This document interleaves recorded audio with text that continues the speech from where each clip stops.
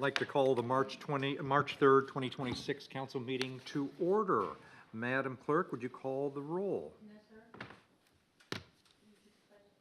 God bless, why do I do that every single time? I only get it right once out of 5 or 6 times. If you would please stand for the Pledge of Allegiance. Pledge allegiance to the flag of the United States of America, to the republic for which it stands, one nation, under God, indivisible, with liberty and justice for all. One thing I simply cannot get right. Now, Madam Clerk, would you please call the roll? Mayor Bell. Here. Is Mayor Tim Burner on? Yes. Okay, very good. Mr. Farrell. Here. Ms. Kay. Here. Mr. Spencer. Here. Ms. Tosin. Here. Mr. McClung. Here. Thank you. The first agenda item is approval of the minutes from our last council meeting. Without objection, I would defer approval of the minutes. I have not yet had a chance to review them, and I believe town administrator has not. So if there's no objection, the approval of minutes is deferred. Citizen comments on agenda items only. Yes, Carol.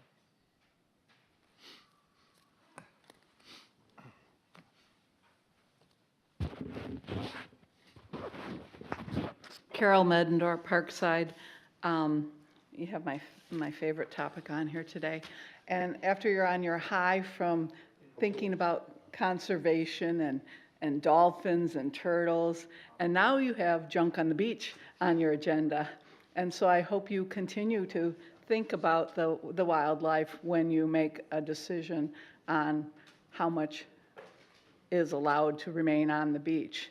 And then my other comment is, in watching it, both when I'm on Turtle Patrol or just I live near the sanctuary, the trucks come on anyways, and they have the people come and they put their holes in the ground and their stuff up. But the trucks are empty when they come on. They're just bringing the person on to do the work of setting all the stuff up. So I really think that some of the items could be on the truck coming on with the person every morning and not just sitting on the beach every night, all summer long. Thank you. I thought you were going to talk about indoor pool, but thank you. Thank you, Carol. Any other citizen comments on agenda items? Seeing no further, we'll move to updates. I'll begin. I won't belabor it here because we just had a meeting yesterday to discuss the terms of the settlement in the Sam Spit litigation that the council approved last week. We actually had a packed room yesterday. Clearly a lot of interest in this matter, and understandably so. We provided an update and the details of the settlement agreement yesterday. Both Kika and the Conservancy have put out their own explanations of the terms of the settlement. I thought both were very thoughtful and thorough. The town will be doing the same thing in its regular update this week, but stay tuned. The next action item, as we noted, this settlement agreement, although it's a final agreement amongst all the parties, is subject to certain conditions and contingencies and conditions subsequent, the next of which is consideration as required by state law and approval by the State Fiscal Accountability Authority. That is scheduled on March 31. The other item that people may have not paid much attention to, that we also took action on at our special council meeting last week, was approval of a new contract with the Barrier Island Ocean Rescue to provide both beach patrol and code enforcement services. It took a while to work through a range of contract issues, less so the business terms, although that was part of the conversation back and forth for a period of time, and a lot of the legal issues that pertain to that, particularly given the very distinct role and responsibility, the difference between providing lifeguard-related services and code enforcement services.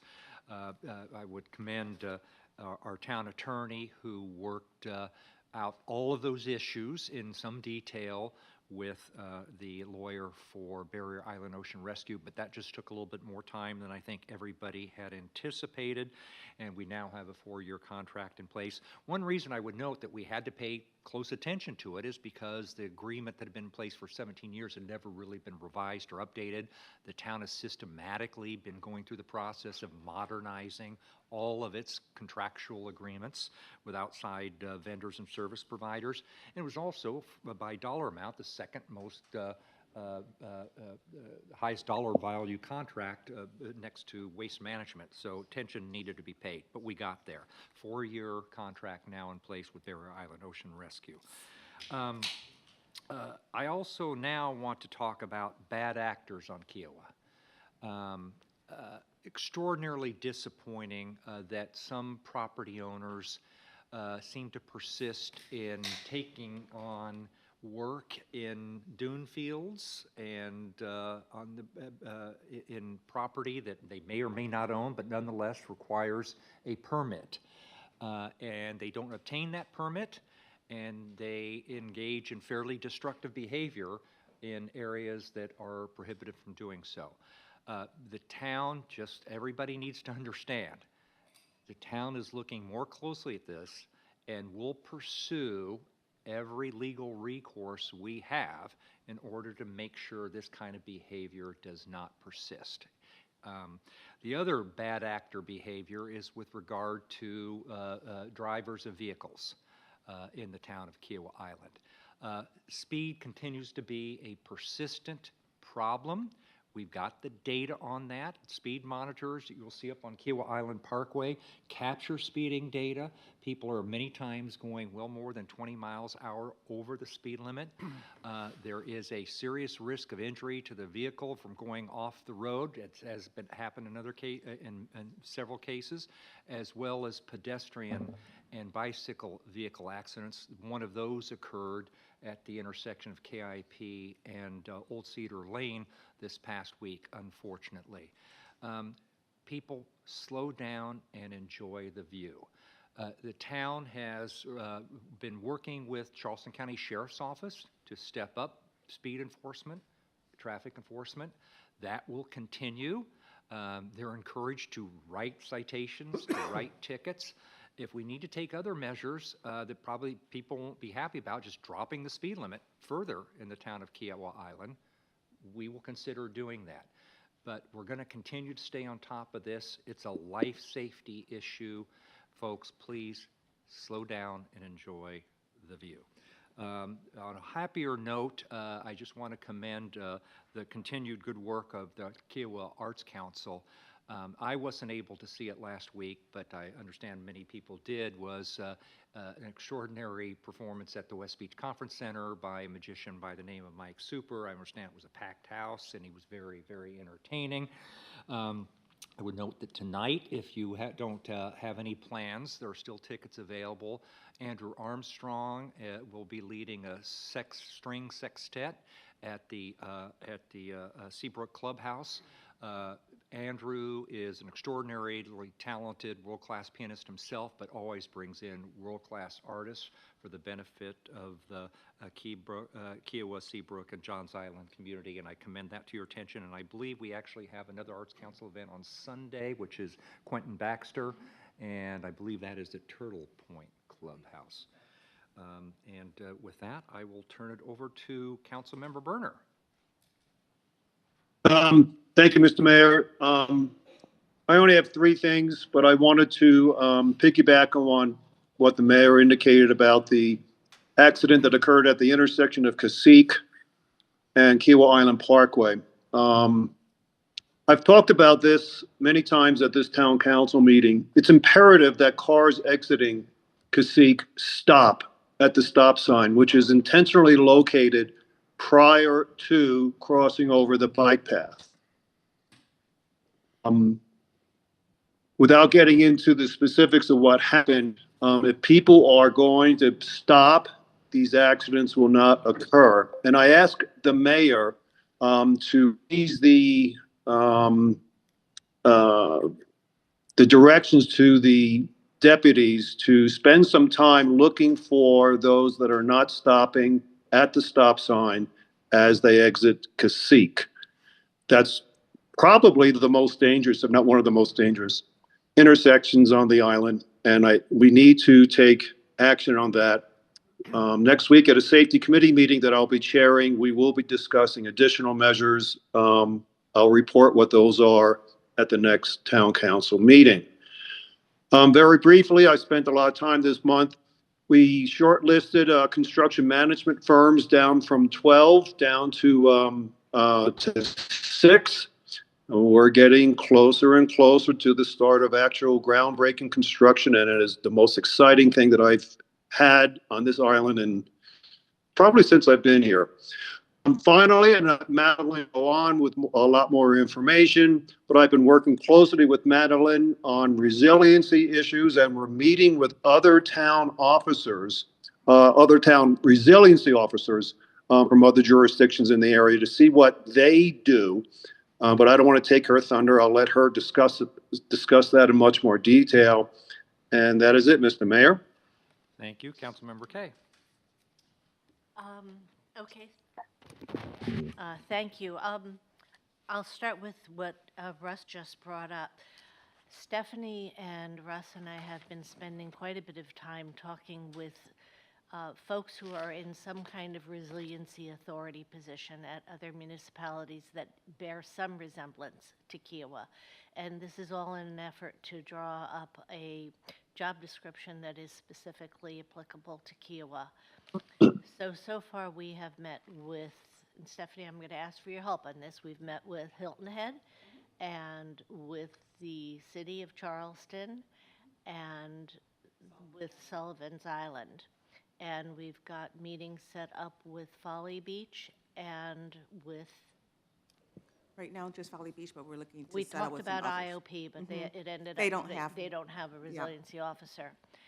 As you can well imagine, the differences between what happens with resiliency on Sullivan's Island versus the City of Charleston is kind of poles apart. City of Charleston is all about water, water, water. First, second, and third priority. And there you have a situation where the city's working with Army Corps of Engineers on things like seawalls in the Battery and billions of dollars worth of projects, where Sullivan's Island is dealing with issues more like what we would be dealing with. We've also looked at what's going on at places as far and wide as Defusky, St. Simons, Jekyll Island. We'll go up the East Coast a little bit more. And again, there's a tremendous diversity in the approaches to resiliency. And as several of you have heard me say, you ask 20 people what resiliency means to them and you get 20 different answers. Bottom line is, I am hoping that by the time the next council meeting rolls around, we've got a job description that is that includes a lot of what this person would be doing on a day-to-day basis, that we've got something cohesive to bring to town council. A lot of legwork has gone into this. It's been important that Russ has been involved. Lance is also going to be involved because this is one of those projects that's very cross-functional. It involves infrastructure, it involves rescue, safety, evacuation, all sorts of things that have to do with water issues, and not the least among them is marsh health. So it's a big deal, and it again, I hope to be able to report something a little bit more substantive next month. That takes me to the next topic. I've been working with Lance on this stormwater project that the town has undertaken with Weston and Sampson. I'm not going to steal your thunder, Lance, on that one. I'm thinking you're, well, it's, there's a project that's underway to evaluate basically stormwater levels across the island. This is separate and distinct from the data that you've seen from Lee Bundrich about pervious surfaces and the amount of the island that's covered. But we have met with the person who's in charge of that of the Weston and Sampson project to determine how much more sophisticated we have to be, how much more we have to expand the project so that 3 or 4 months from now, when they come back with findings, they haven't neglected to look at issues that are really important to us. So those are issues that we've identified. We've gone from, is it stage 1 or phase 1 to stage 2 or phase 2? Level, I think. Is it level? 1 and Level. 2? Again, a fairly sophisticated piece of research that is going to help us evaluate stormwater threats and possible moves going forward. I'm moving on to topic number 3. It's been an extremely busy month. We are well underway with the Kiowa Conversations program. We've had 2 programs already. They were both had maximum attendance. The first was on turtles. The second was on all of our birds. The one coming up this Thursday is on, it's a field trip out to the recycling center out in North Charleston. And I think I've spoken with a lot of people. Recycling is one of those mysteries that continues to plague the island. What do we really do about recycling? What's being recycled? There have been initiatives over the last 10 years to try to encourage recycling, but I'm not sure anything has really taken hold of the community. So we are going to go explore what's really going on up in North Charleston. And is anybody here signed up to go? Good, and me too. That program was maxed out at capacity within about 24 to 48 hours of announcement. So there's obviously a tremendous interest in the community on all sorts of environmental issues, and I'm looking for community feedback on other ideas, but we've got a bunch of ideas. We've got a bunch of things that are tentatively on the schedule, April, May, and even in the summer months. So we'll keep you well informed, and I appreciate the community's support on that.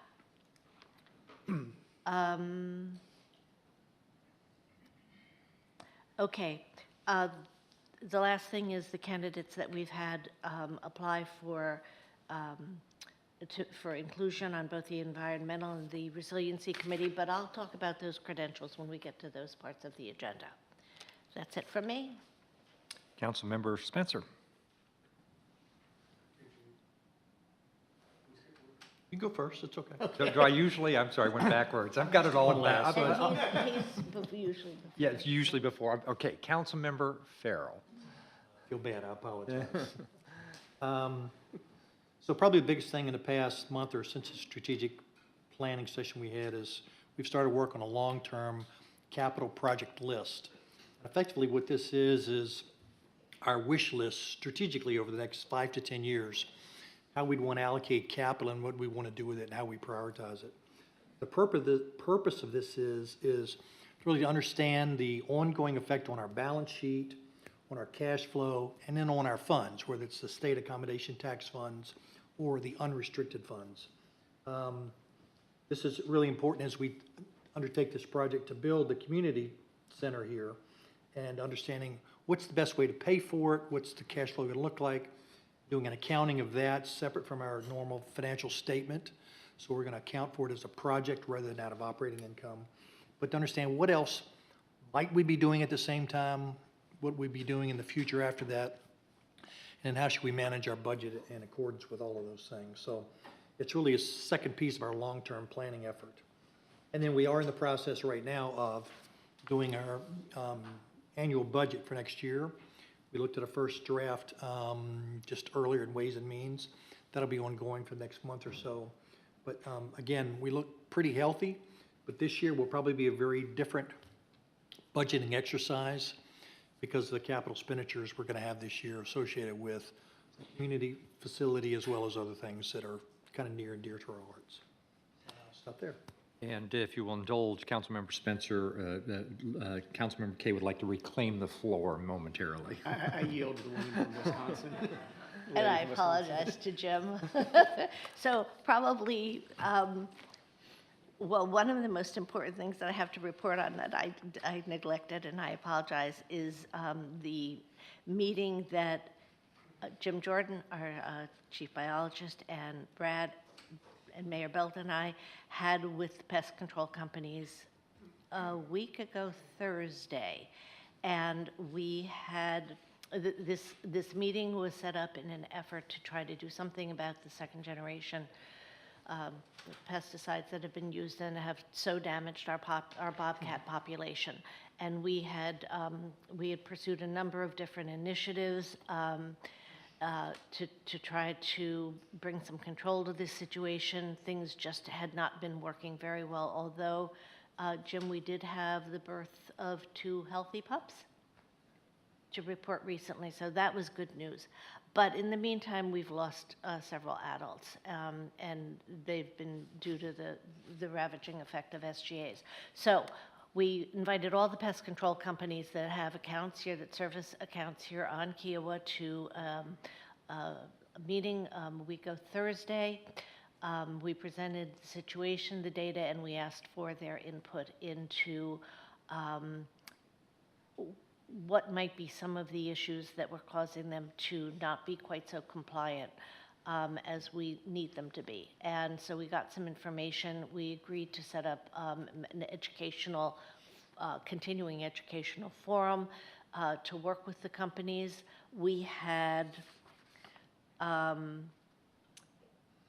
16 companies attended out of 31 who have been granted business licenses. We're following up with correspondence to those companies for future initiatives.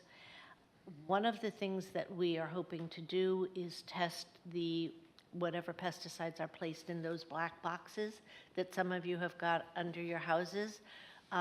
We got 30 plus volunteers from a communication that the town has sent out. And then Kika has joined in this exercise and also offered up this black box testing to anybody who would like to take us up on it.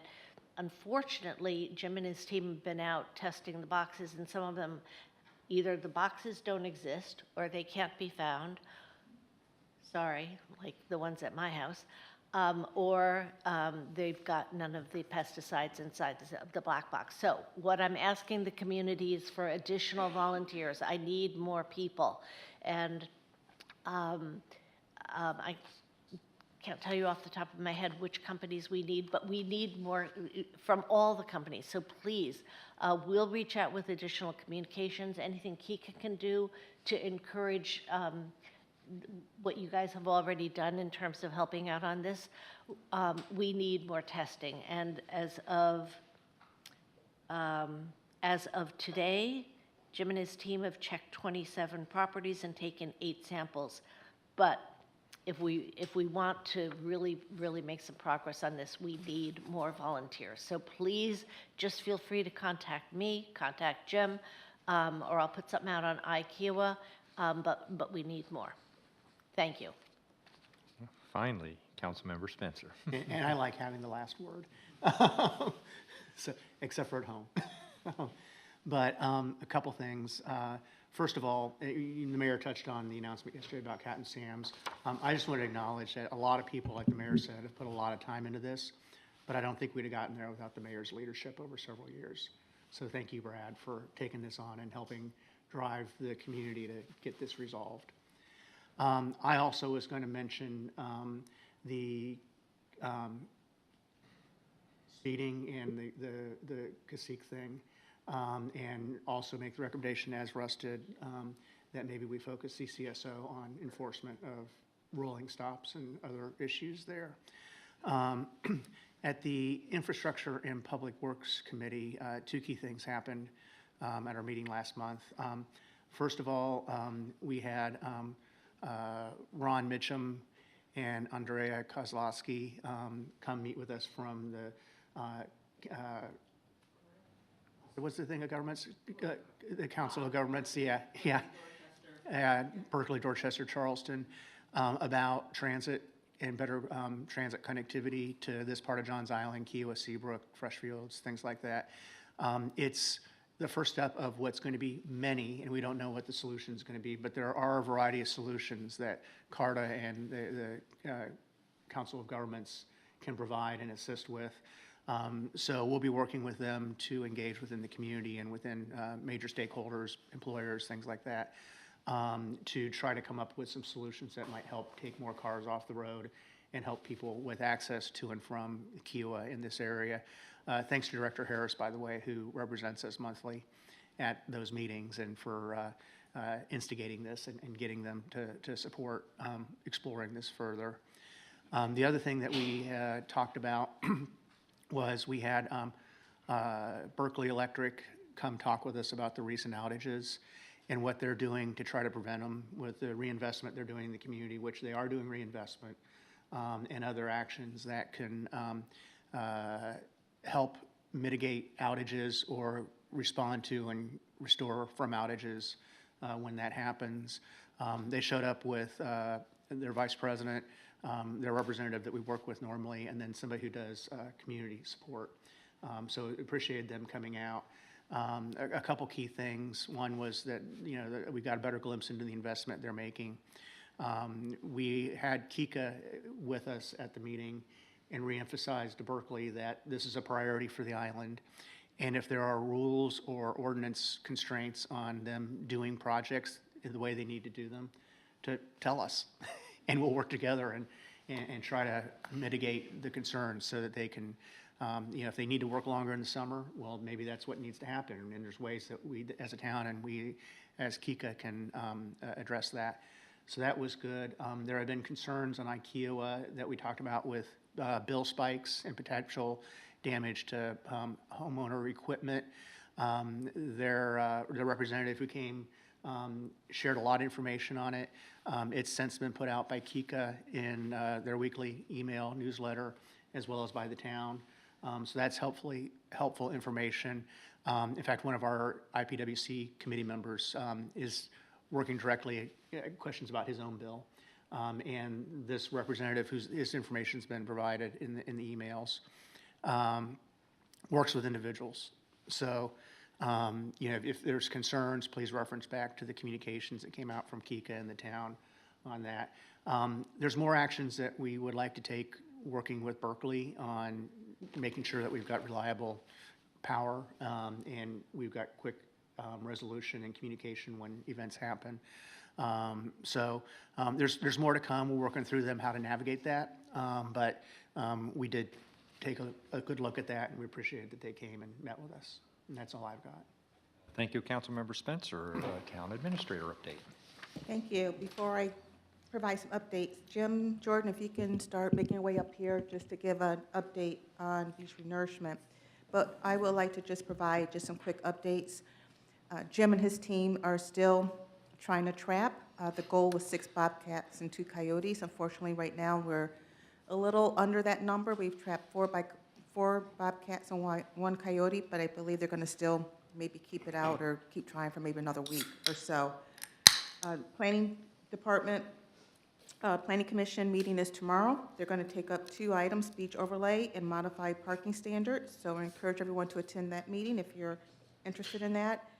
And Craig and the Communications and Public Affairs team have a date scheduled for the next disaster awareness, which the town is hosting.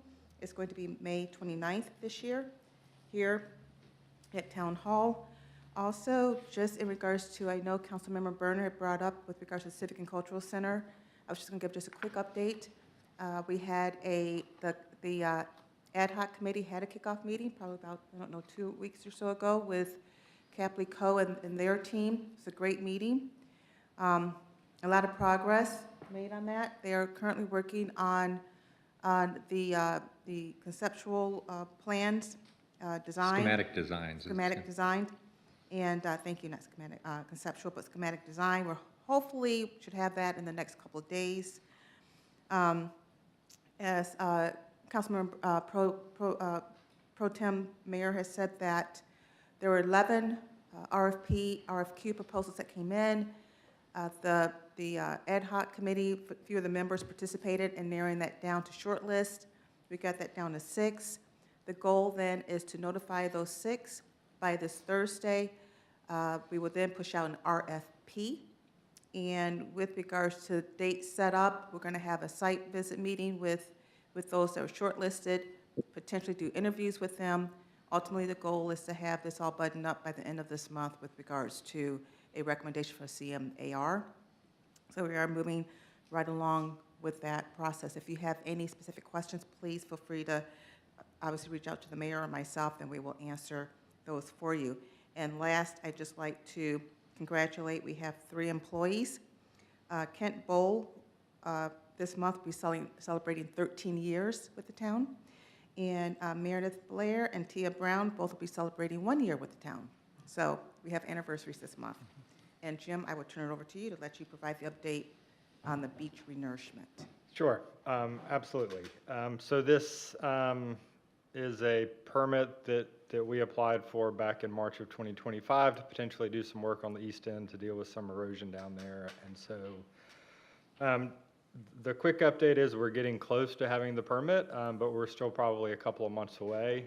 So the big holdup was the biological opinion from the Fish and Wildlife Service. Normally they do it on a project by project basis, so there's a biological opinion written for a specific project. They've been in the process for a year of basically developing a kind of a blanket biological opinion that will cover all beach projects, and kind of what you're required to do depends on what type of beach you are. So we believe we're going to be a tier 2 beach, which is a high loggerhead nesting beach, and so with that comes certain potentially mitigation requirements and other, timing of the project and that sort of thing. So that programmatic biological opinion was finalized last month and released by Fish and Wildlife. So we submitted our tier 2 form basically for a project under that biological opinion last week. And once we have that, then the state will be able to take action on our permit. We expect to have the state permit hopefully within 2 months. And then it would go to the Corps. That should be quicker. So in the next 2 to 4 months, we should have a permit to do the work out there. And that permit will be good for 5 years. Current conditions out there are good. We don't have any, critical issues, erosion issues occurring right now that would require us to implement, to utilize that permit and do a project. So, but as we all know, things change out there very quickly. But, in the next year, I see no projects out there, but again, you never know with hurricane season and storms and what might happen. So that's where we are. If anyone has questions, happy to answer them. So just a couple questions.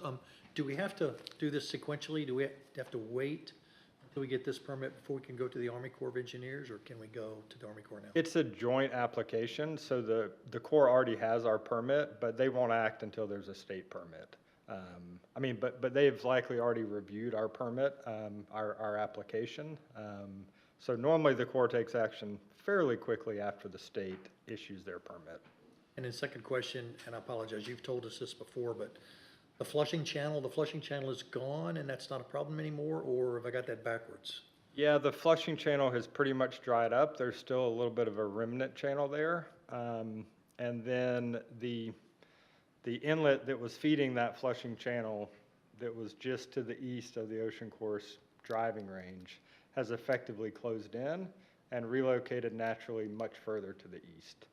So the big concern was that major flushing channel moving into the driving range clubhouse area and causing rapid erosion. But because that's effectively closed off, it still gets water on a big high tide, but there's not water flowing there on every tide cycle. That inlet is open much further to the east, which is, effectively what a project, if we would have done a project, it would have been to close the channel and move it east. So that happened on its own. And so for now, we're in pretty good shape out there. And last question, not really related. Loggerhead turtles, have there been nests east of the Ocean Course Clubhouse? Yes. Is there very many, or is it? It's not that many. So that section of beach is patrolled by DNR. So obviously our turtle patrol typically stops at the clubhouse. They might go a little bit further, but then the remainder of the beach is surveyed by DNR. But they don't do it every day. It's probably every couple of weeks. And nests out there tend to suffer pretty high predation rates from coyotes in particular. I'd have to look back, but probably 20 to 30 nests a year out there, maybe a few more. Yep. Thank y'all. Thank you, Jim. Moving on to old business, the first and only item of old business is to consider approval of ordinance 2026-06 on second and final reading. This was an ordinance that we considered in first reading at the last council meeting to repeal and replace Article 15 and Chapter 5 of our general offenses article, and particularly dealing with fish and wildlife regulations. Again, we approved this on first reading at the last council meeting. I have not received any additional comments from any council members or any members of the public. I would entertain at this point in time a motion to approve the ordinance on second and final reading. So move. Second. Any discussion? Hearing none, all in favor? Aye. Aye. Aye. It is approved. Moving on to new business, Mr. Taylor, our planning director. This is can we consider these together? We've got, well, first, we are going to need to go into public hearing, I guess, officially. So, John, if you wouldn't mind providing a little background and context on this. I don't think this is a matter in controversy at this point in time. All right. I do have slides if you want to see, refer to us, but I'll introduce this and then we'll go into public hearing. Before you is two applications, one being a modified to our existing key location dock ordinance, which includes a map amendment and text amendment. The map amendment is shifting from an existing key location of a fixed dock to a floating dock. For Kiowa, we have section 12-78, which outlines where types of docks are located, and one of those designations being a fixed dock, the other designation being a floating dock. The particular application is at 245 Eagle Point Road, and that's TMS 265-02-00167. The applicant, Mr. John Weiss, who is not present today, but sends his apologies for not being present today, is applying for that ability to change the designation of his property from a fixed dock designation to a floating dock designation. This has been reviewed by the Planning Commission. If you recall, this came before Town Council and it was remanded back to the Planning Commission for reconsideration upon new information being provided. At the last Planning Commission meeting, their subsequent to, the applicant provided information from engineers, which provided a little bit more detail regarding potential impacts that were raised, questions that were raised regarding the impacts of the proposed dock at that particular site. This particular request, from a timeline standpoint, it's scheduled for public hearing and first reading today. What I'll jump to is just the recommendation of the Planning Commission, which outlines, here are a few images of the existing dock.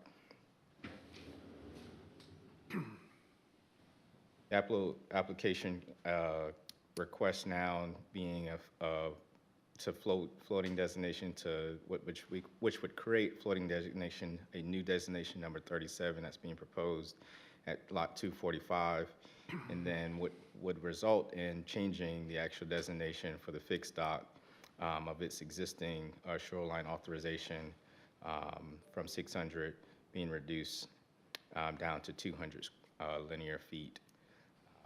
So in Planning Commission voted unanimously on this particular recommendation after hearing the additional information that was supported by the applicant.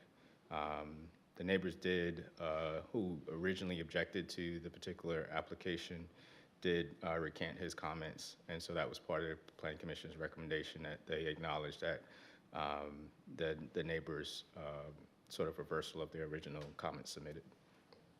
In the Planning Commission, some members there have actually did a site visit. Correct. Members of the Planning Commission actually did conduct a site visit to visit the site a little bit more close up to see in person.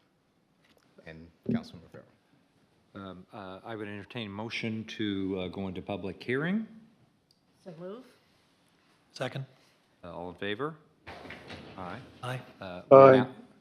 We are now in public hearing. John, if you could just hold, are there any members of the public that would like to comment on these pending matters during the public hearing? Seeing none, I would entertain a motion to return to regular order. So move. Second? All in favor? Aye. Aye. I would now entertain a motion for approval on first reading, both ordinance 202601 and 202602, dealing with the same matter, just they would amend separate sections of the zoning code. So moved? Second. Second. Any discussion? So I did go out and look at the docks. I actually talked to both neighbors, not to get too involved in kind of neighbor disputes, but more about thinking about the broad landscape of our marshes around the island. And it seemed like to me, my interpretation, and I apologize if this is a misinterpretation, but the requirements to build a dock, the building permit requirements and the height of the railing, that's really seemed to be the big problem. And I think once that was understood, I hope that's the reason that the issues went away. It's also, this becomes now consistent with the other side of the road. And at the other side of the road, I think those 3 lots were changed to floating a while back.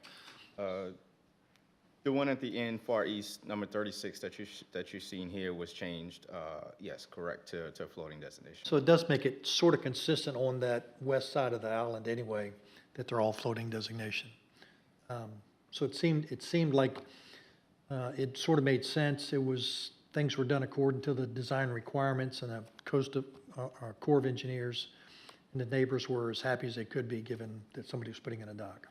The only thing I would add for the record, members of council, is that the neighbors may come back with an application to designate their particular property to floating destination, so that may be to go. They would have to go through the same process, so this has actually been a matter that was, at least in some controversy at a point in time. All the controversy has been resolved. It's been pretty thoroughly reviewed by members of the Planning Commission and members of council, and I appreciate the hard work the Planning Commission staff has done. Is there any further questions or discussion? Hearing none. All in favor? Aye. Aye. Aye. Aye. Approved on first reading. The next agenda item is consider approval of ordinance 2026-07. This is actually an ordinance to formally annex into the town the road and right-of-way that we've acquired for 0.36 miles of Betsy Carrison Parkway on the inbound lane from Resurrection Road going to the roundabout. As everybody knows, this has previously been conveyed to us by the state, so the town already has ownership and responsibility. The only thing that annexation would effectively do is bring it formally within the town's municipal borders rather than residing in unincorporated Charleston County, and would allow the town to enforce its municipal ordinances, its zoning code, and municipal code. The one real observation I would make about this is this is pursuant to a completely separate statutory provision than most annexations. When there was a consideration of the annexation of the Andell West property a few years ago into the town, there was a hue and a cry. There was a lot of effort put into doing a detailed annexation policy plan and procedures manual. I would just note that it is not applicable to this. This is existing separate statutory provision under state law. Their current policy manual, for appropriate reasons, applies to an extensive set of procedures and policies related to the 100% petition and ordinance method, the 75% petition and ordinance method, and the annexation by elector petition and election 25% petition and election method, all of which pertain to property owned by private property owners that seek to annex into the town. That raises a whole series of potential questions with regard to the benefits and advantages of providing services and the cost associated with that. None of that pertains here. We've already onboarded all the cost associated with this because we now have responsibility for it wholly apart from annexation. With that background, I would entertain a motion for approval on first reading. So moved. Second? Second. Any discussion, questions, any clarifications to what I just said, Mr. Town Attorney? I think you're spot on. We have specific statutory authorization to annex right-of-ways this way, and so I'm comfortable with this approach. Okay. And the other process required, in part because there were private ownership, here there's no private ownership at all. Well, we already own the right-of-way. There is no zoning associated with this. We've already onboarded all the costs. There are actually a series of separate explicit statutory processes for annexing certain types of property that are not privately owned property seeking to be annexed into the town, whether it's already municipally owned property, one specifically dealing with roads and rights-of-way, and there are some others as well, but they fall outside this process. Without further discussion, all in favor? Aye. Aye. I would just note thank you, that this is approved on first reading. We are still in discussions with the county about the status of our desire to acquire the other side of the road up to Resurrection Road. The town administrator and I actually have, and I believe that the town attorney or at least one of his colleagues have a meeting with the chairman of the county council and the county administrator and lawyers next week to try to see if we can get a path forward to acquiring the outbound lane as well. Moving on, the next item of business is to consider approval of the town of Key Island's recommended appointee to fill an open seat on the St. John's Fire District Commission. Is this public safety, Mr. Chairman? Are you going to report on this, or is this the town administrator? I can't access my files, so I would like the town administrator to do that, please. I don't want to get the names wrong. Okay. So we had step back, the town of Kiowa, we have 3 representatives on the St. John Fire Department Commission that represents the town. The process is that they have seats, the seats are appointed by the governor, it goes through the process of council make a recommendation to the county council considers that recommendation, they forward on to the governor. These appointments, I want to say, I believe are 4 years appointment, 3 or 4 year appointments. We have an opening because one of the members, Bill Tomei, him and his wife are relocating off of Kiowa, so that opened up a seat. And so we've gone through the process, the county opens up the portal, and then we have pushed out an e-blast in regards to this opening, and we encourage all residents to apply. We've received 1 application that met the deadline, and that is Mr. Stuart Wallman. I believe he's here. Thank you. He is here. And so through the Public Safety Committee, they would like council to consider recommendation approval to the Charleston County Council, Mr. Stuart Wallman, who is here, if you have any questions for him. And I understand from his bio resume, he comes very qualified to do this and eager to get started. Thank you, Stephanie. I would entertain a motion for approval of Mr. Wallman's appointment. So move. So moved. Second. Any further discussion or questions? Hearing none, all in favor? Aye. Aye. Thank you. Welcome aboard, Mr. Wallman. Next agenda item is to consider approval of the various beach operation agreements. Before entertaining a motion, I'll turn it over to the chair of the Ways and Means Committee, since we discussed this at some length earlier this morning.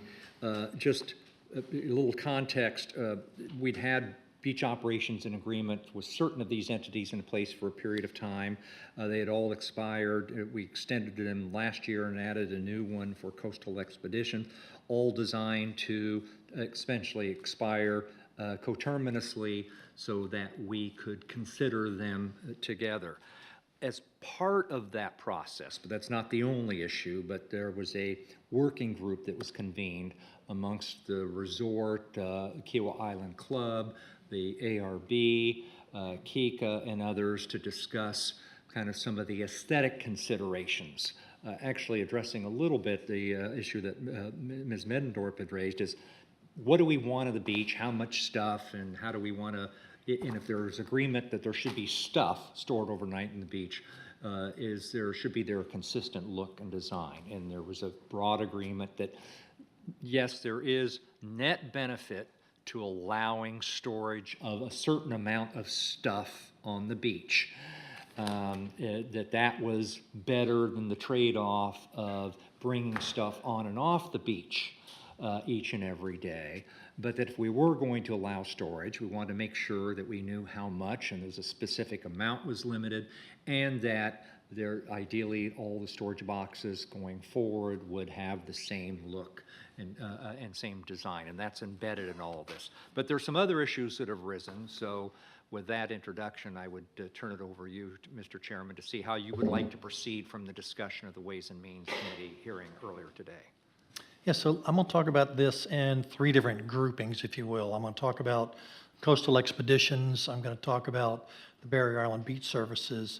Then I'm going to talk about the Kiowa Island Inn and the Beach Club, or the Kiowa Island Club as a group too. Because they're, And just if I can interject, Sure. Mr. Chairman, I mean, we're going a little bit of out of regular order because we're not quite yet to the point of considering approval of one of these yet, let alone all of them together, so.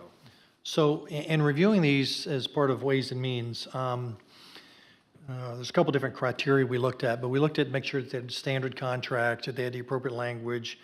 We looked at kind of the vehicle access that they were using, and we're going to amend some of the vehicle constraints just to have better definition there. We looked at the cost and the service they were providing and the number of chairs and things like that. So coastal is the one that stands out. That's a boat service running from Kiowa River over to the eastern end of the island. And we looked at that. We thought that the contract was reasonable. We had extensive discussions with their leadership here before. They run from sunup to sunrise. They will put chairs on the beach when they get there, but they're really an environmental steward. They teach environmental classes. That's the purpose of it. It's not a booze cruise.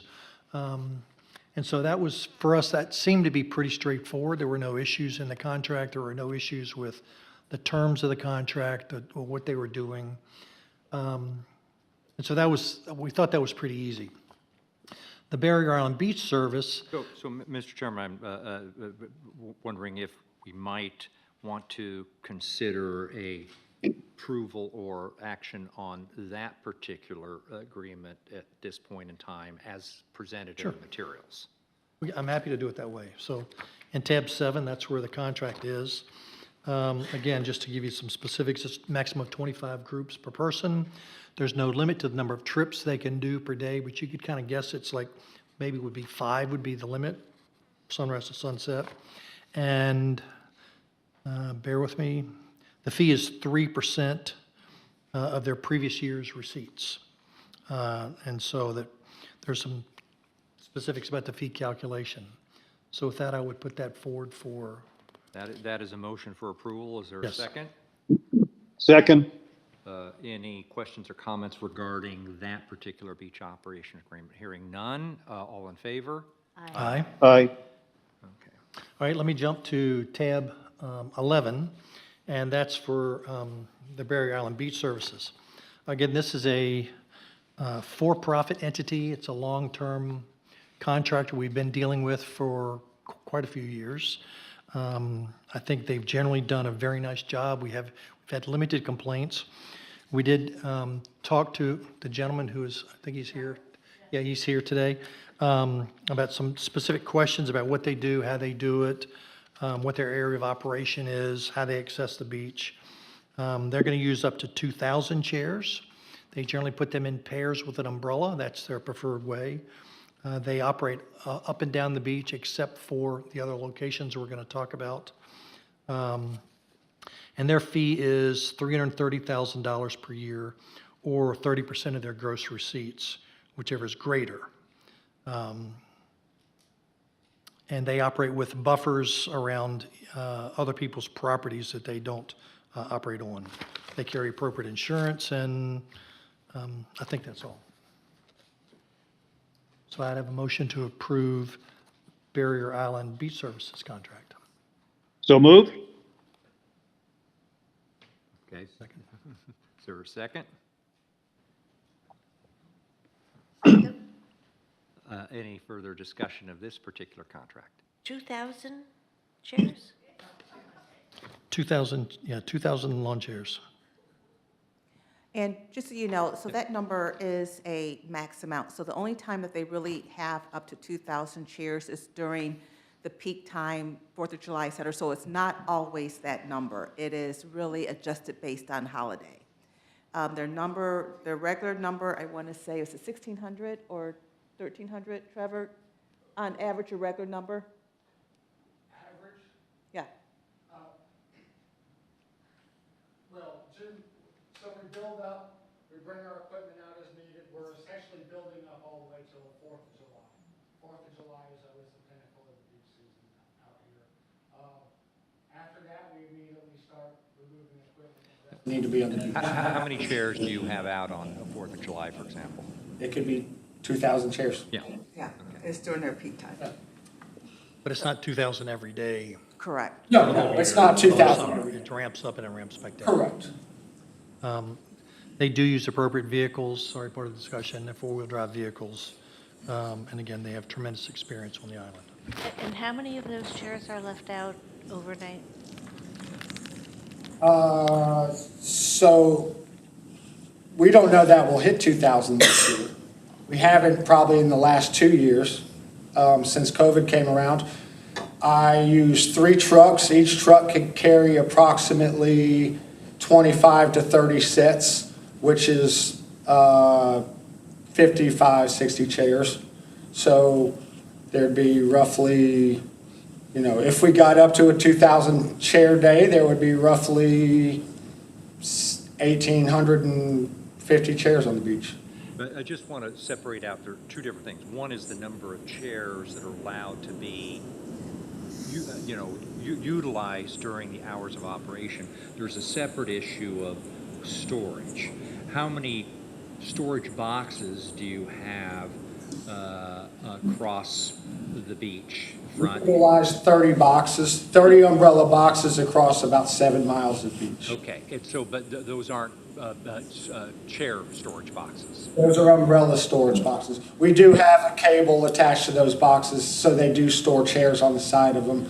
We also have chair posts as well. I don't have an exact number of chair posts. Okay, I'm not going to renegotiate this. That seemed excessive. But It's in line with the guests on the beach. We don't bring an excess of equipment out. We bring out what we need to take care of the guests. And like I said, once we get to 4th of July, as things start simmering back down, we pull that stuff off the beach. We don't want it to sit there and collect sand and just get destroyed on the beach. You're serving the demand. Correct. And you only set the chairs up when somebody asks for a reservation, you can take them down at night and reestablish them the next morning, right? Correct. So they're not, But in certain areas, we'll have some sets that say for rent on them, especially on Sundays. A lot of the island checks in, a lot of the guests check in on Saturday. Sunday's their first day on the beach. So condos, those areas, Night Heron Park, Turtle Point, will have extra for rents up there, but they're filled up by 12 o'clock Sunday.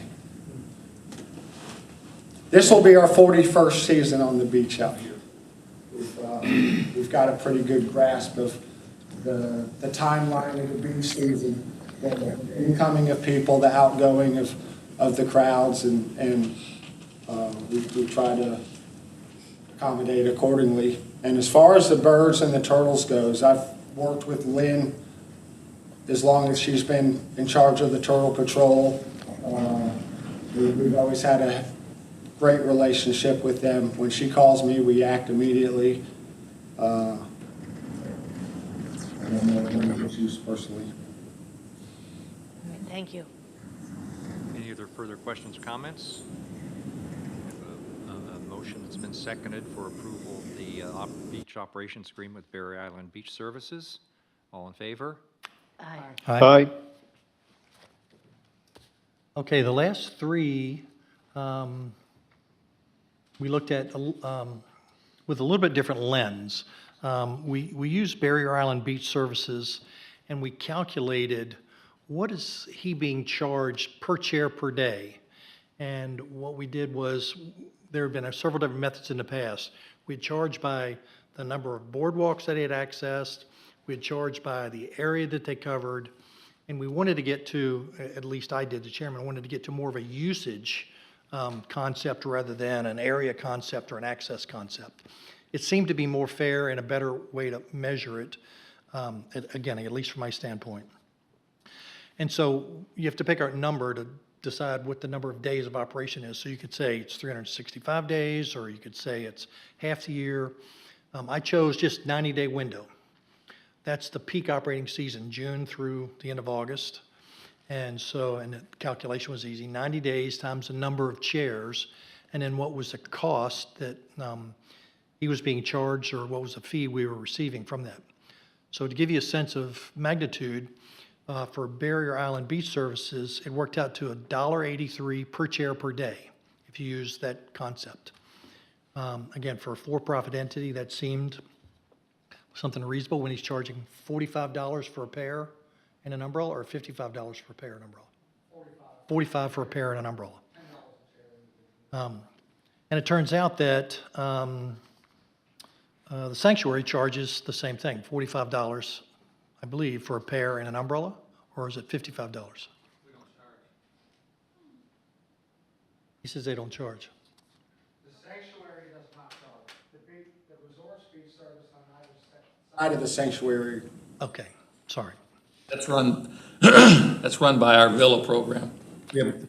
Basically, we had two contracts that I think are being rolled into one here, because one is a sanctuary defined by the limits of the property of the sanctuary, and the other areas are defined by the oceanfront properties that we own. And within that, and tell me if I'm wrong, but within those guidelines, so we can have the other chairs that come from the villas. I don't know what we charge for that. Frankly, I can find out. That may be right. Yeah, no, we're trying to find some consistency to make it fair for everybody. I think Councilmember Spencer earlier identified on the website that it was 45. Yeah, it wasn't the sanctuary website, it was the Key Island.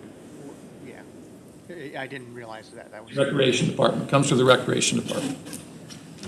And I'm going to apologize, I don't have my Ways and Means book with me, but when we went through the calculation, if my numbers are correct, and I'll probably get this wrong, the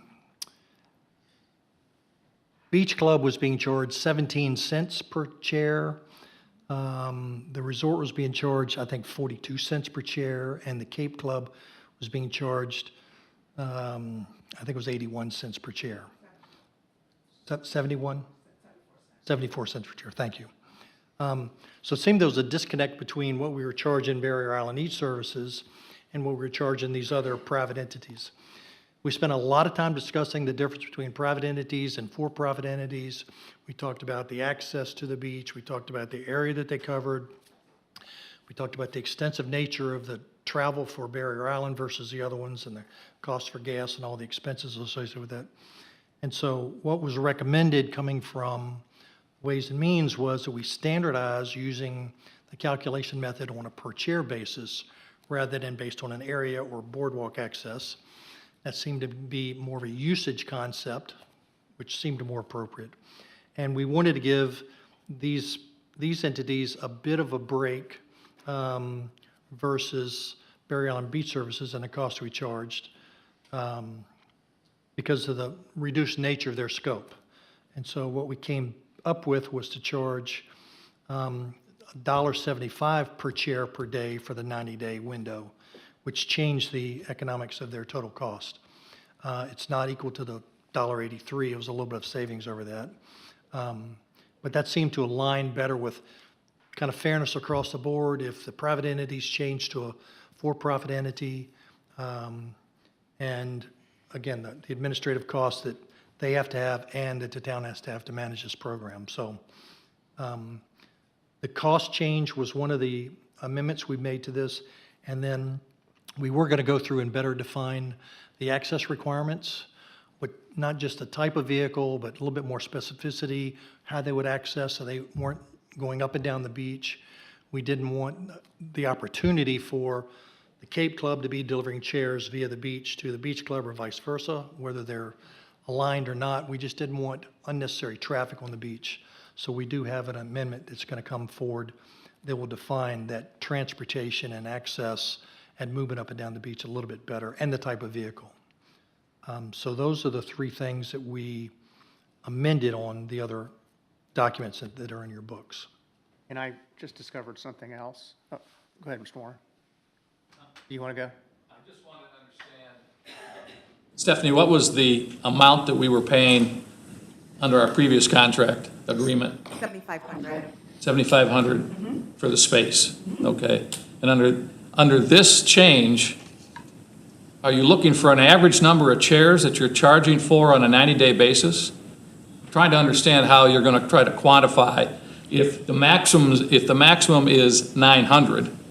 You're going to take 900 chairs. I'm sorry.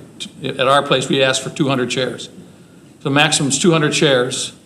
You're going to take the maximum every day for 90 days and charge us $1.75 for that, and that ends up being about 3 times higher.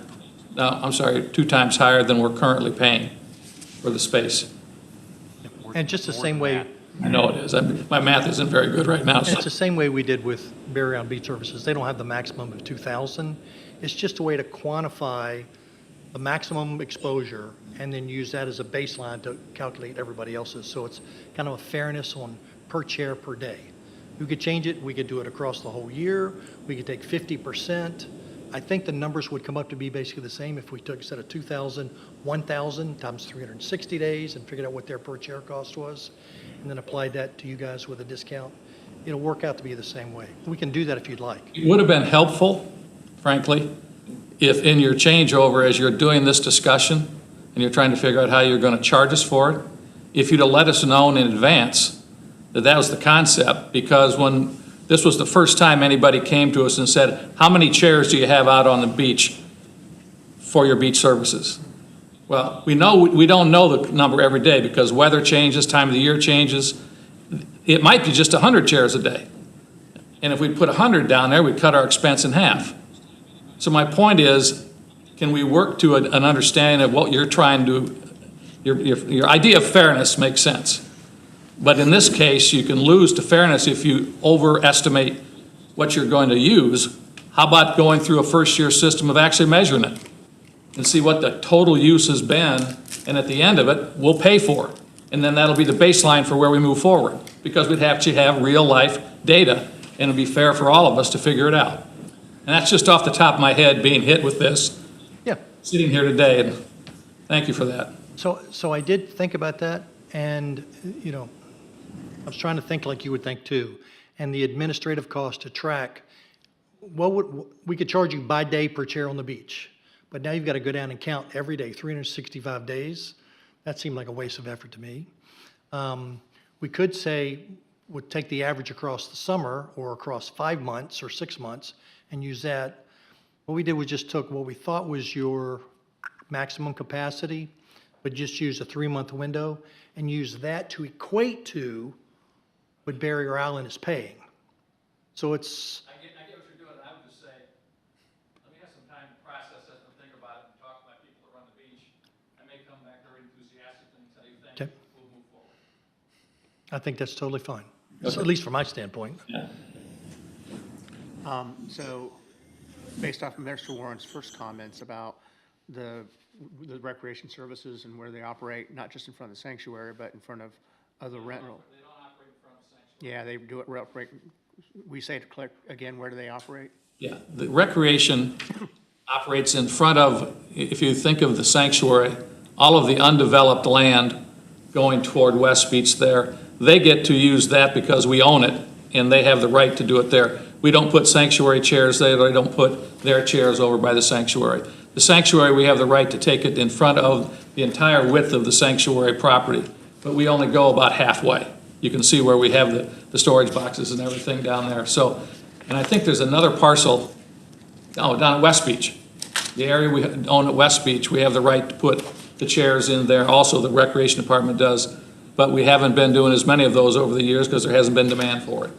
That's helpful. I'm looking at Exhibit A, and the area that is marked is in front of the sanctuary, and that area just to the west of the sanctuary. So I think we may need to revisit the operating area as far as Exhibit A is concerned. And it says for the Night Heron Park Company. Not, To fall under the Night Heron Park Company. We have since consolidated all of the multiple companies we had into one company, the Kiowa Island Inn Company. So that would have been the recreation. so we'll just need to update.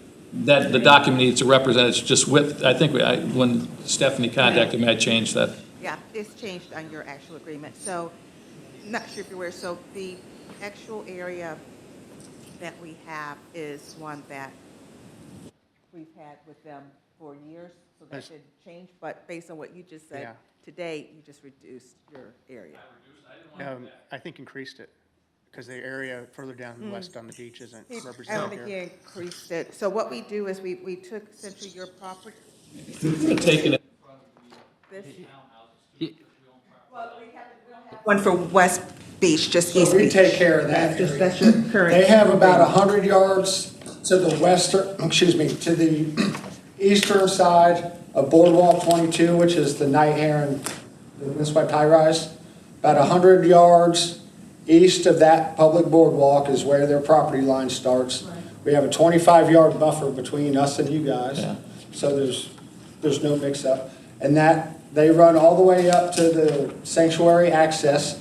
The sanctuary sets up from the sanctuary, across the sanctuary, and then the resort starts back up on the western side of Boardwalk 27, which is Turtle Boardwalk. So I, kind of back to my initial, is that I think that we need to update the operating area based off of what's been discussed here just now.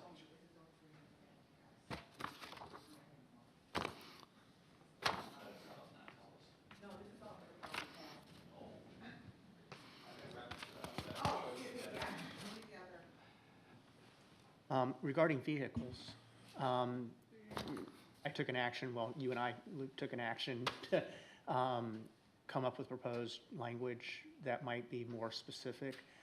I kind of did it on my own because of the short time between Ways and Means and Town Council.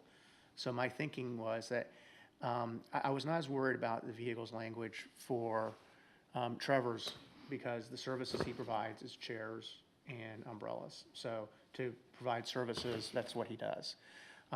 For the club and the resort, the services they provide to guests are much broader. So I think we need to be more specific in here, and they may bring onto the beach only those vehicles necessary to deliver and remove equipment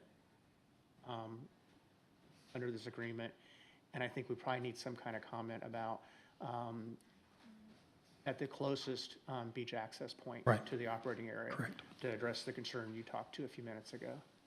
So what I'm going to suggest here is that we table consideration of these two particular, there are, I guess, three, but effectively two different entity beach operations agreements. I had voted nay earlier today because there are some procedural concerns, less so than the substantive ones. I just don't think we're there right now in order to kind of amend this on the fly. I think there's further discussion both around the operating area, what the economics are associated with these agreements.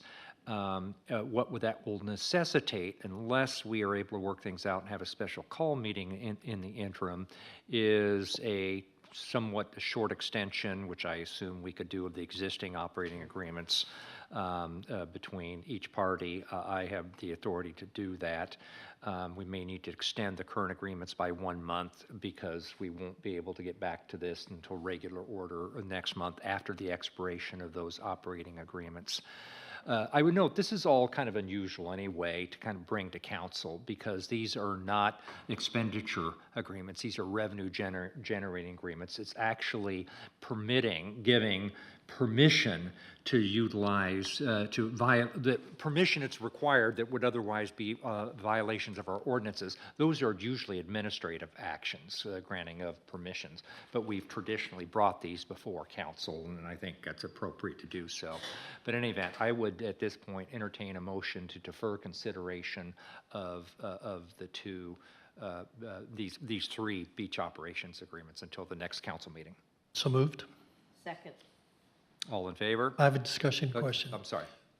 Am I clear? I thought I heard you say you have two different entities putting chairs on the beach in and around the sanctuary itself, and then another entity? Between Windswept and the sanctuary. It's a large oceanfront. Because the past agreement was with the property that we owned, we had the right to do it. So the Recreation Department, they basically service people who are in our villa program. Sanctuary services only sanctuary guests. So they're right next to each other. They use the same beach access to get there. So does, what we have in front of us, the number of chairs estimation, is that for both parcels and both organizations, or just for the recreation? Yeah. Yeah. A submittal of chairs for the sanctuary. And then I asked Liz, and then I talked to Stephanie come in here, if we had talked about that. And we haven't even provided, I don't even know what that number is, so we'd have to, in this interim month, have to figure that out. And I think there was a lack of understanding on our part, even with regard to having entered into this last year, that there was that division. Anyway, any further discussion? No. All in favor? Aye. Aye. Aye. That's one that we may also have to bring back next time, because there does need to be probably some type of agreement to the extent that they are either engaging in commercial activities, which is not clear that they are, but they are storing overnight and or bringing vehicles. Each of those things are prohibited unless permitted by the town. Okay. Next agenda item is appointment of committee board members. First up is Environmental Committee. Chair of the Environmental Committee. Thank you. I have one recommendation to add a gentleman to this committee. His name is Dean Peterson, and he's not in the room today. However, a little bit of background on him. A couple of years ago, we spoke about him becoming a committee member, but he was very new to living full-time here on Kiowa, and I suggested that there would be a real good learning opportunity if he was to invest himself in some of the activities that the Environmental Committee participates in. And so over the last year and a half, 2 years, he really has aggressively committed to a series of environmental activities, including becoming a shorebird steward, joining the Bluebird program. He comes to these meetings, he comes to committee meetings. We sat down and talked, and he is extremely well-versed in all sorts of things that are going on in the town, a lot more esoteric stuff than most people, with the possible exception of Carol. Anyway, he's enthusiastic, he's energetic, he's one of those people that we look for as a doer, as opposed to just somebody with great ideas. I think he'll be a tremendous asset to the Environmental Committee. So with that said, I nominate him. I know Steen as well, and I agree with your assessment. He's gotten very active in the community, shows up at a lot of stuff, does his homework. So that was a motion. Was that a second? Second. All in favor? Aye. Aye. Aye. Public Safety Committee, would the chair of the Public Safety Committee like to bring forward those nominations? I don't have the ability to download yet. I tried so hard since we went through this before. So Stephanie, can you read those names for me, please? I can. The recommendation is Mike Lamb, who is actually, there's So the Public Safety Committee has a seat, Kika has a seat on that, so the Director of Public Safety for Kika normally sits in that role, and as we know, they have a new one, so that's Mike Lamb. And then resident standpoint, we had an open seat for that, and they like to recommend Ms. Laura Gibbs, and a copy of her application is behind the recommendation. As you can see, she's had a number of years in our Shorebird Steward program, so she's very much active in our volunteer opportunities here with the town, and so the recommendation is for Mike Lamb and Laura Gibbs.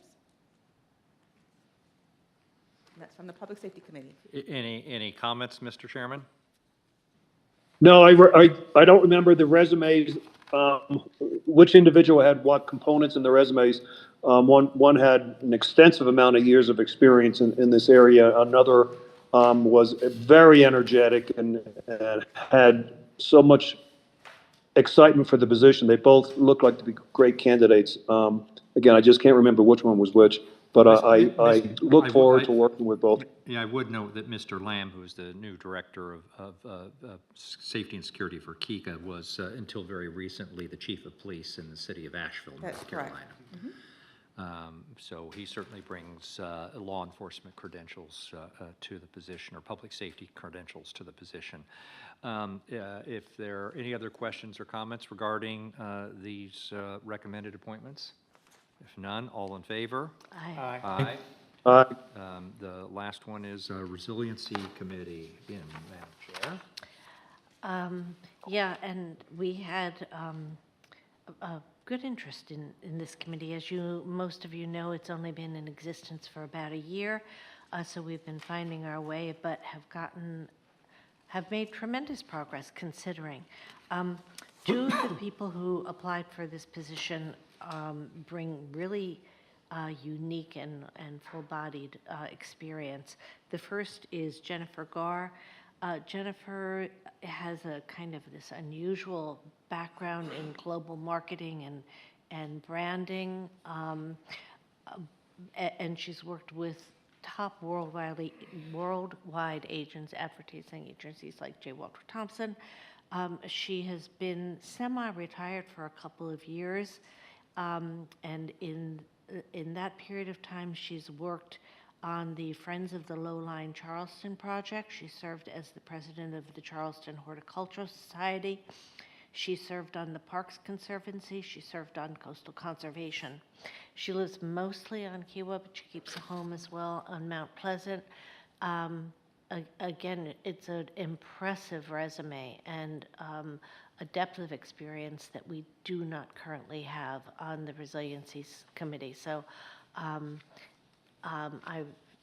she has 100% my backing. She's a delight to meet with, and I have no doubt that she'll make significant contributions. Do we want to vote on these people individually, or would you like me to also talk about Stacy? I think we can approve them collectively. Okay. The second person who I'm recommending has a law degree, so I'm forgiving that. But she has spent most of her professional life teaching at the University of Michigan School of and I apologies to Stephanie on that one. I understand there's a Michigan State versus University of Michigan differentiation that's important to those of you who care. Anyway, she's taught at the University of Michigan School of Environment and Sustainability. She talks about her most popular course, which was Introduction to Water Law. We talked about the differences between the Great Lakes. As you know, I'm a Lake Superior kind of person. She's Lake Michigan. There's a difference between the freshwater up there and the saltwater down here, but she's aware of that. She demonstrates a really strong knowledge of resiliency issues, especially the relationship between ground and surface waters, pesticides, invasive species. And again, we got some buttes up north. Flooding and rising sea levels. She's a full-time Kiowa resident. I don't have anybody like this on the committee. I again, she brings a wealth of experience and a depth of experience that, that will be really helpful to us. So I wholeheartedly endorse her candidacy. Just fair warning that I'm going to be counting on her to be drafting all our stormwater management ordinances now. I'm going to be very happy to give that responsibility to her. So are you moving those two I appointments? am moving those two appointments forward Are for, there, is there a second? Second. Second. Any further discussion or questions? All in favor? aye. Aye. Aye. We've concluded new business. Moving rapidly through our agenda, we are now to citizen comments on any agenda item. No citizen comments today. Council member comments. Council member Berner. None, thank you. Council member Kay. 2:30? Well, you're looking at your watch. I mean, I you want to have get done nothing before- to say. Council member Farrell. No, I'm just going to say that I do appreciate everybody's work on this council that was involved in the negotiation and the settlement from yesterday. As everybody's talked about, it's been a long, arduous path. It's not over. The state still has to appropriate the money. If they don't, we're going to beat the crap out of Mac.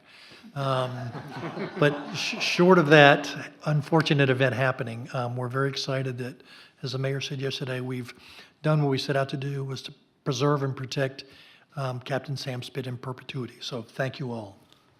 Yeah, and you know what? I'm remiss in not specifically thanking the mayor because you did take the lead. We helped, a lot of us chipped in, but nobody invested the time and the energy and the research into this that you did. A So- labor of love. A labor of love. Well, you know, I think it's been said several times that this will be a legacy that we can, if it happens, that we can all be proud of, but you most particularly. So Well, thank you for your well, thank you. dedication on But this. I would note also, like, we didn't really talk about this yesterday, we've kind of make jokes about the lawyer jokes, which are Herein. well considered, that when you have, I think we've had a dozen lawyers on emails going back and forth. The fact that you get anything done is truly remarkable. Any other questions or comments? I walked down to the spit last night to celebrate.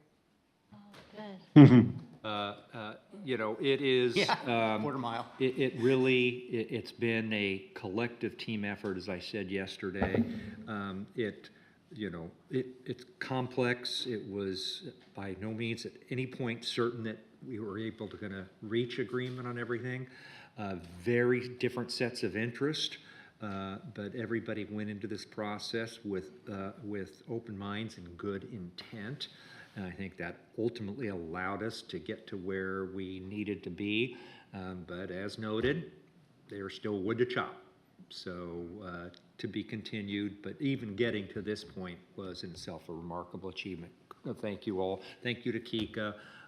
Thank you to the Conservancy folks, as well as the folks we had to deal with on the other side as well. Don't forget about Mr. Berner's comments. I'm sorry? Mr. Berner. if Oh, he's- I'm sorry. Yes, hiding back there. We're looking over our shoulders. Mr. Berner. No comment. Well done, Mr. Mayor. Okay, without any further business, I would entertain a motion for adjournment. So moved. Second. We Second. are adjourned. Thank you. Before 2:30. Yeah.